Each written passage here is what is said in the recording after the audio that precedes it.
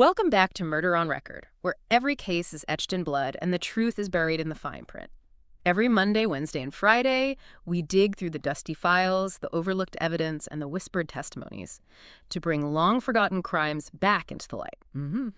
Today, we're diving deep into a really disturbing one, the 1986 California killing spree of James Marlow and Cynthia Coffman. Yeah, this case, it's grim. Fueled by meth, pure terror. Absolutely. And what always strikes me is how it all unraveled. Their downfall, believe it or not, kind of hinged on something found in a fast food dumpster. It's often those mundane details, isn't it?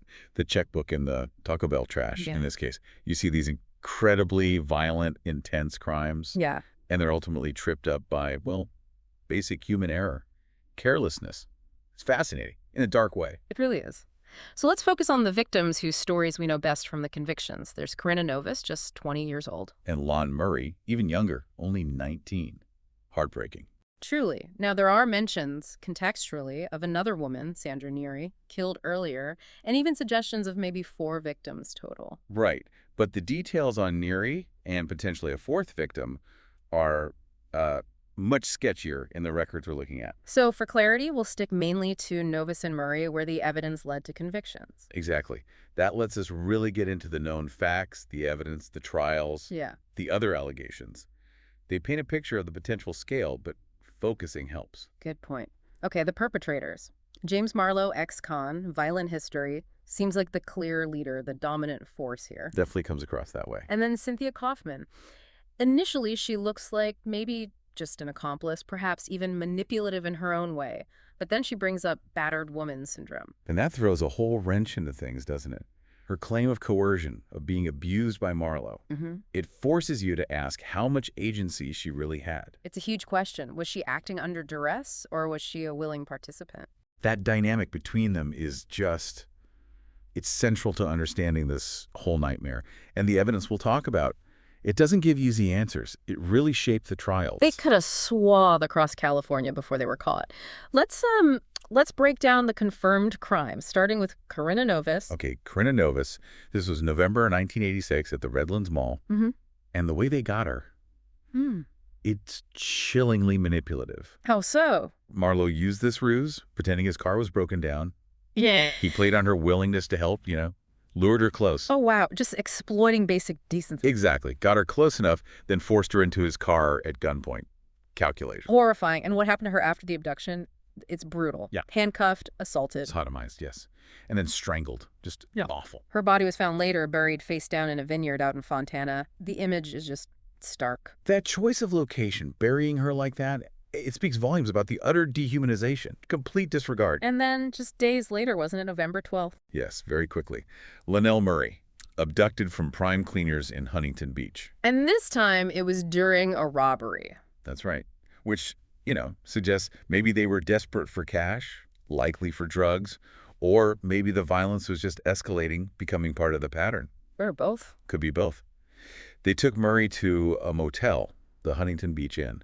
And what happened there was equally horrific. Raped, beaten. Yes, and strangled. Yeah. This time with strips torn from a towel. They found her body in the bathtub, face submerged. God. And there was a key piece of evidence found right there, wasn't there? Something linking Marlow directly. Absolutely, a crucial piece. They found Marlow's boot print right there on the bath mat in the motel room. Wow, solid forensic link. Incontrovertible. A small detail, but it placed him right there at that specific brutal scene. And like we mentioned, there's that background noise, the earlier killing of Sandra Neary in Costa Mesa back in October '86. And the talk of maybe 4 victims total, even without all the details, it just paints this picture of things escalating incredibly fast, a terrifyingly short period. It does suggest a potential pattern, a rampage that might have been even more extensive than the 2 convictions reflect. Yeah. It leaves you wondering about the full scope. So let's try to walk through that timeline. October '86, the alleged killing of Sandra Neary. We don't have many details there. No, not in these sources. Then November 7th, Corinna Novus is taken from the Redlands Mall, that awful broken-down car story. She's held, assaulted, and then strangled. And crucially, this happens at a property owned by a friend or an acquaintance of Marlow's. Yes, which adds another disturbing layer. It suggests potentially some level of outside awareness or at least facilitation. Did this friend know anything? That's a chilling thought. Were other people turning a blind eye? It definitely complicates the picture beyond just the two of them. Okay, then just days later, November 12th, maybe spilling into the 13th, Lynell Murray abducted during that cleaner's robbery. Taken to the Huntington Beach Inn. Brutalized. Killed in the motel bathtub. And that boot print left behind. The key link. And then almost immediately after, November 14th, it's over. They're caught. Right. Arrested at the Big Bear Lodge. And again, it's a seemingly minor detail that trips them up. What was it?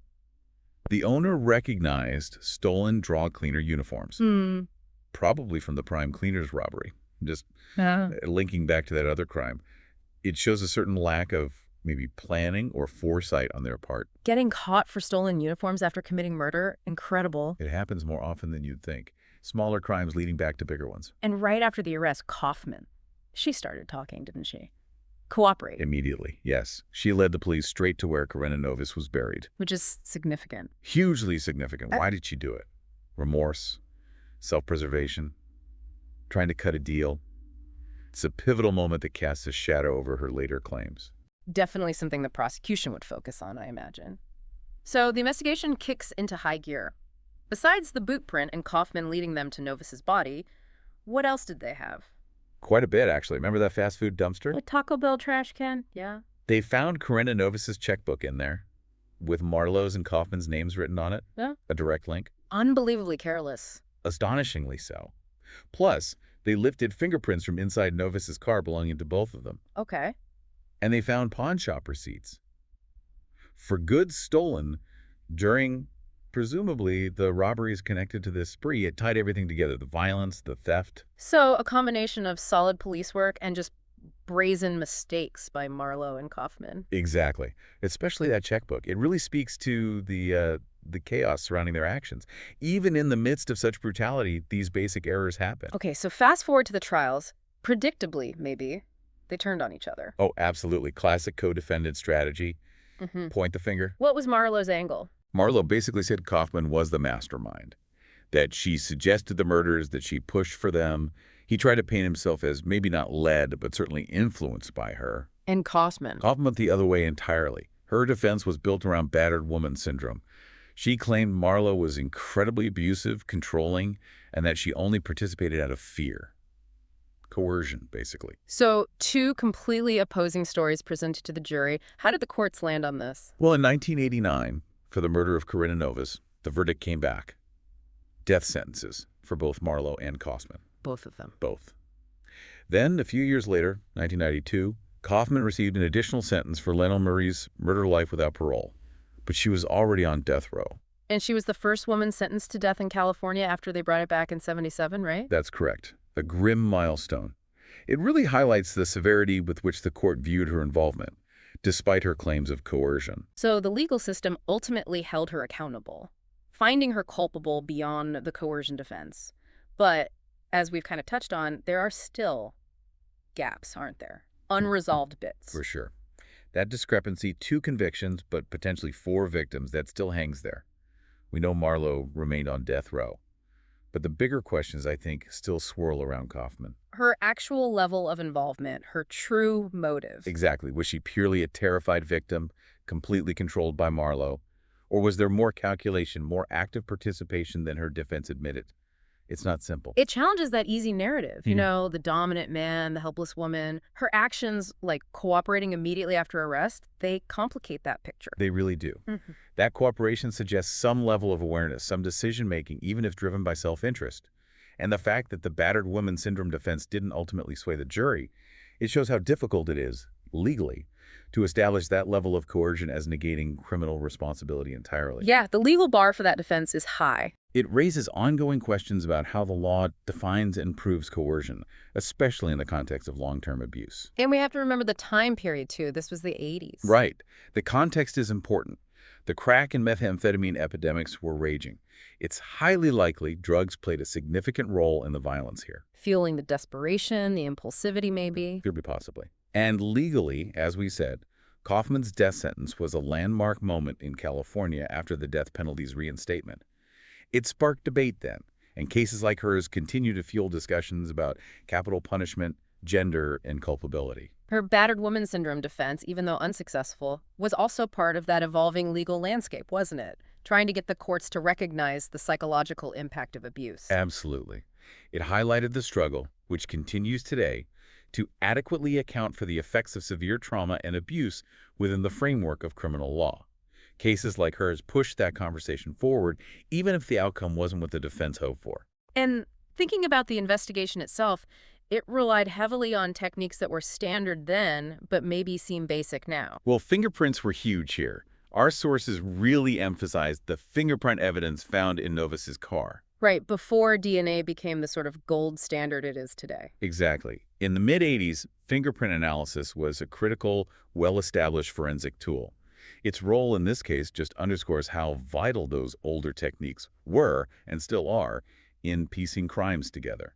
It's a snapshot of forensic science at that time. So looking back, it's a brutal case, meth-fueled violence, this deeply disturbing dynamic between Marlow and Coffman, the question of her agency versus coercion. And the way tiny details, a checkbook in the trash, a boot print on a bath mat, became the linchpins for solving it. It really fits our show's theme, doesn't it? The truth buried in the fine print, or in this case, maybe in the dumpster. It does. It shows how meticulous investigation, combined sometimes with sheer luck or perpetrator error, brings these horrific truths to light. The enduring questions about Coffman, about the full extent of their crimes. It leaves you thinking about the complexities that often lie hidden behind the headlines of violent crime. Absolutely. It's a stark reminder of the devastation caused by addiction and violence, and the often gray areas surrounding responsibility and coercion in criminal partnerships. Until next time, stay curious and keep your eyes on the evidence.